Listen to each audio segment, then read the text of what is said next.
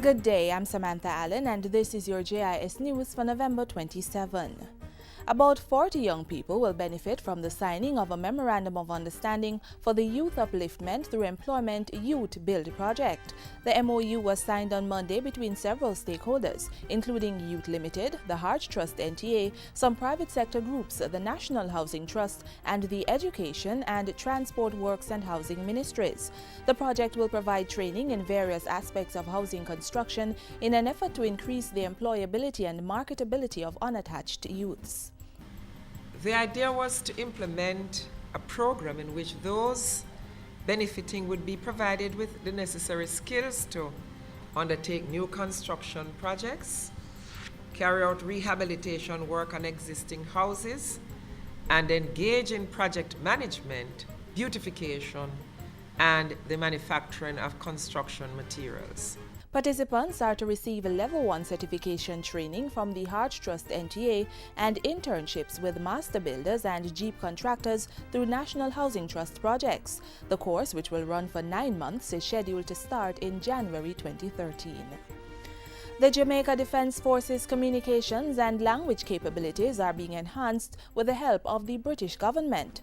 On Tuesday, the British High Commission donated advanced stealth communications equipment and a language training facility valued at several $100,000. The equipment includes personal role radios, PRRs, which should significantly enhance the JDF's combat effectiveness by providing efficient and clear communications to soldiers doing frontline duties. One of the things when you're actually out there on patrol or doing operations is that ability to communicate within the small group that is carrying out the task.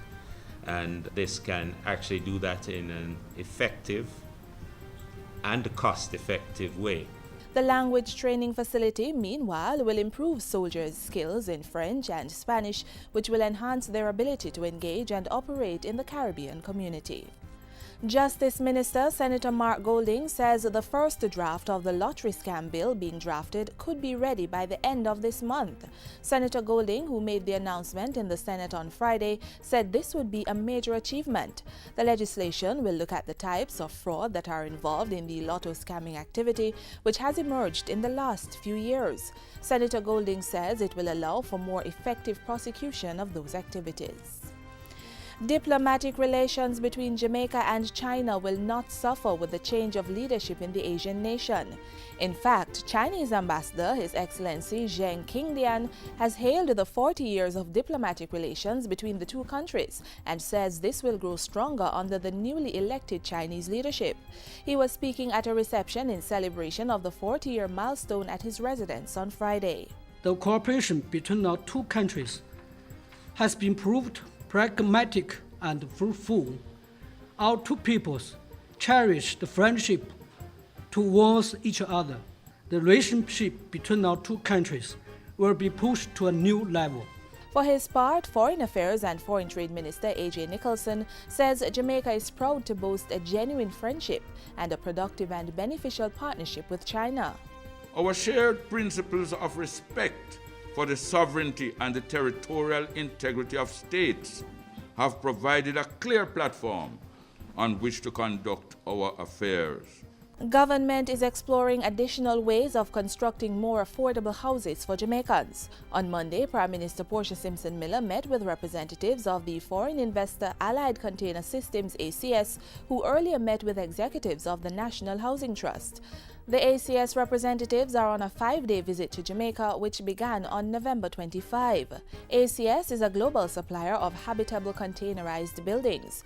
The overseas company is looking to provide the Jamaican market with affordable housing solutions while setting up a production plant for local vocational training. And finally, a skills center and self-sufficiency program are now in operation at the Golden Age home in Vineyard Town to enhance the quality of life for the more than 400 residents there. The seniors are being exposed to art and craft, painting, knitting, embroidery, and secretarial classes, along with other skills training courses. Member of Parliament and State Minister for Science, Technology, Energy and Mining, Julian Robinson, was on hand for the recent opening ceremony.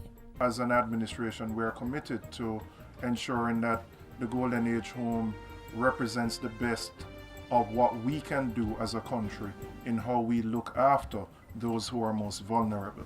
And that's it for JIS News today. I'm Samantha Allen. Thanks for watching.